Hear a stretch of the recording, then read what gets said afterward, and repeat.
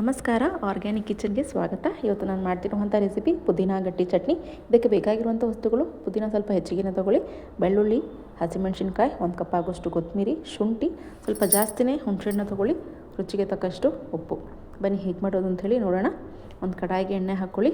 ಎಣ್ಣೆ ಬಿಸಿ ಆದಮೇಲೆ ಬೆಳ್ಳುಳ್ಳಿ ಹಾಕ್ಕೊಳ್ಳಿ, ಹಸಿಮೆಣಸಿನ್ಕಾಯಿ ಹಾಕ್ಕೊಳ್ಳಿ, ಶುಂಠಿ ಹಾಕ್ಕೊಳ್ಳಿ.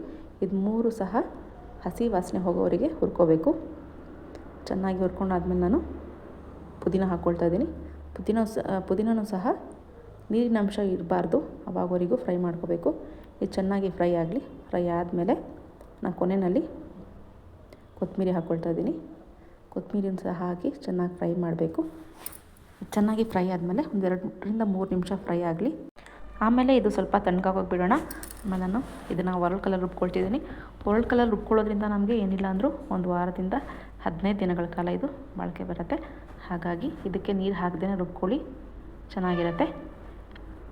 ಇದನ್ನು ತಿಂತಾಯಿದ್ರೆ ನಿಮಗೆ ತುಂಬಾ ಚೆನ್ನಾಗಿರುತ್ತೆ. ಇದನ್ನು ಬಿಸಿ ಅನ್ನೋದ್ರ ಜೊತೆಗೆ ತುಪ್ಪ ಹಾಕ್ಕೊಂಡು ತಿನ್ಬೋದು. ರಾಗಿ ರೊಟ್ಟಿ, ಚಪಾತಿ, ಅಕ್ಕಿ ರೊಟ್ಟಿ ಕೂಡ ಸರ್ವ್ ಮಾಡ್ಬೋದು. ಇದನ್ನು ಸ್ವಲ್ಪ ಹುಣಸೆಹಣ್ಣು ನೀರು ಹಾಕಿ ನೆನೆಸ್ಕೊಂಡಿದ್ದೆ, ಅದನ್ನು ಕೂಡ ಹಾಕ್ಕೊಳ್ತಿದ್ದೀನಿ. ರುಚಿಗೆ ತಕ್ಕಷ್ಟು ಉಪ್ಪು ಹಾಕ್ಕೊಂಡು ರುಬ್ಕೊಳ್ತಿದ್ದೀನಿ. ನೋಡಿ, ಇಷ್ಟು ಸಣ್ಣಗಾಗೋವರೆಗೂ ಇದನ್ನು ರುಬ್ಕೋಬೇಕು. ರುಬ್ಕೊಂಡಾದ್ಮೇಲೆ ನಾನು ಇದನ್ನು ರಾಗಿ ಅಂಬಲಿ ಜೊತೆಗೆ ಸರ್ವ್ ಮಾಡ್ತಿದ್ದೀನಿ. ರಾಗಿ ಅಂಬಲಿ ಎಲ್ಲರೂ ಮನೇಲಿ ಕೂಡ ಮಾಡ್ತೀರಾ ಅಂತಲೇ ಅಂದ್ಕೊಳ್ತೀನಿ. ಈ ಬೇಸಿಗೆ ಕಾಲದಲ್ಲಿ ಹೆಚ್ಚಿಗೆ ಮಾಡಬಹುದು. ರಾಗಿ ಅಂಬಲಿ ಜೊತೆಗೆ ಮಜ್ಜಿಗೆ ಮೆಣಸಿನ್ಕಾಯಿ ಜೊತೆಗೆ ಪುದೀನ ಚಟ್ನಿ ತುಂಬಾ ಚೆನ್ನಾಗಿರುತ್ತೆ. ಚಿಕ್ಕ ಮಕ್ಕಳು ಸಹ ಇಷ್ಟಪಟ್ಟು ತಿಂತಾರೆ. ಒಂದು ಸರಿ ಮಾಡಿ ನೋಡಿ, ಟ್ರೈ ಮಾಡಿ ಹೇಗಿತ್ತು ಅಂತ ಹೇಳಿ ತಿಳಿಸಿ. Thank you.